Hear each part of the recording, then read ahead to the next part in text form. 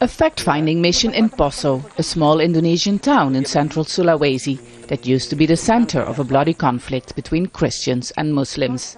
For nearly 10 years, Detachment 88, the anti-terror police unit, has been fighting armed groups accused of bomb attacks and killings. This video, which has been uploaded on YouTube, is said to be recorded here in 2007. And it appears to show members of Detachment 88 arresting a man who says he was shot after he surrendered. But they say he's lying. This is clearly a human rights violation. Why is a suspect who has already surrendered being tortured and shot? Of course that is not allowed. Detachment 88 was set up with US and Australian funding after the first bomb attacks in Bali in 2002.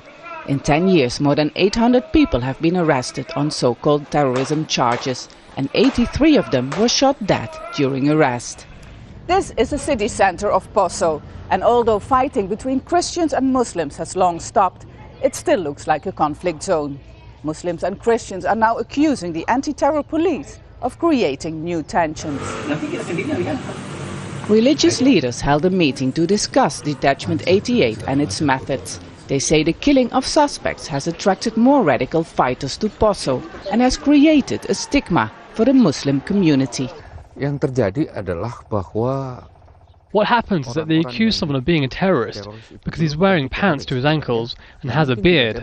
This has created a stigma. So Christians, for example, are assuming that this is how a terrorist looks like. This is dangerous for our harmony. Muslim organizations have called on the government to disband Detachment 88. Others say the unit should change its approach.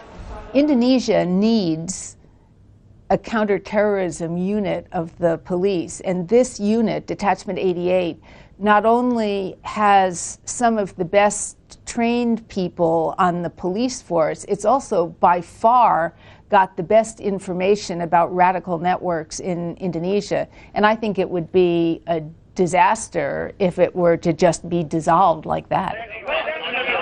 Sidney Jones says uploading videos like these on YouTube is a deliberate campaign done by radical groups to undermine the fight against terrorism in Indonesia.